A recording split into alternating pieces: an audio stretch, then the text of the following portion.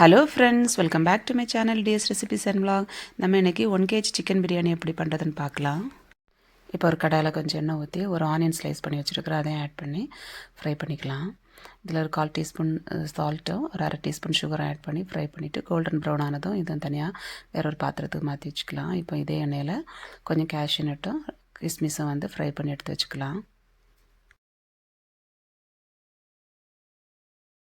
இப்போ இதில் வந்து ஹோல் ஸ்பைசஸ் ஆட் பண்ணிக்கலாம். இது ஃப்ரை ஆனதும் நான் 4 பெரிய வெங்காயம் வந்து கட் பண்ணி வச்சுருக்கிறேன், அதையும் வந்து ஆட் பண்ணி கொஞ்சம் சால்ட் போட்டு ஃப்ரை பண்ணி எடுத்துக்கலாம். இந்த கேப்பில் வந்து பூண்டு, இஞ்சி, பச்சை மிளகாய் வந்து க்ரஷ் பண்ணி எடுத்துகிட்டு வந்துடலாம். வெங்காயம் நல்லா வதங்கின பிறகு இதை வந்து ஆட் பண்ணி இதையும் ஃப்ரை பண்ணிக்கலாம் பச்சை வாசனை போகிறது வரைக்கும்.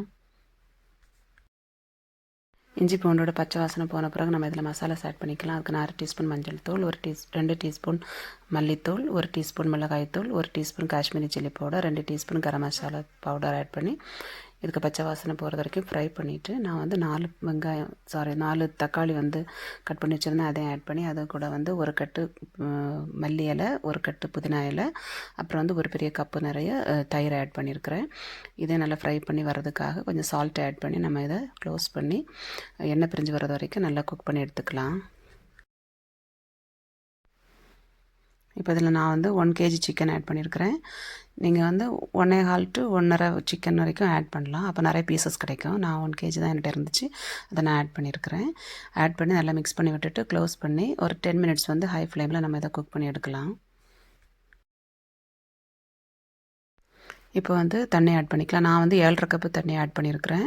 1 கப் ரைஸ்க்கு 1.5 கப்பு தண்ணி வச்சு 1 kg ரைஸ்னால் 5 கப்பு ரைஸு, 5 கப்பு ரைஸ்க்கு வந்து 7.5 கப்பு தண்ணி ஆட் பண்ணிக்கலாம். இதை கூட வந்து ஒரு ஃபுல் லெமனோட ஜூஸும் ஆட் பண்ணி தேவையான சால்ட்டும் ஆட் பண்ணி நல்லா பாயில் ஆகி வந்ததும் நம்ம இதில் நான் வந்து 30 மினிட்ஸ் ஊற வச்சுருந்து 1 kg ரைஸை வந்து ஆட் பண்ணிக்கிறேன் இதில்.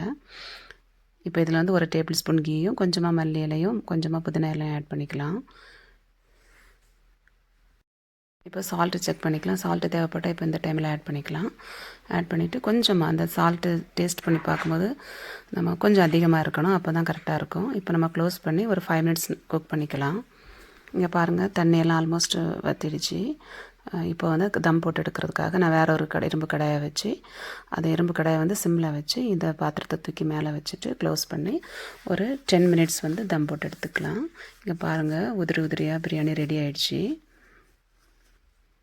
இப்போ இதுக்கு மேலே கொஞ்சமாக மல்லி இலையும் புதினா இலையும் ஆட் பண்ணிவிட்டு அதுக்கு மேலே ஃப்ரை பண்ணி வச்சுருந்த ஆனியனும் கேஷ்யூவும் ஆட் பண்ணிக்கலாம்.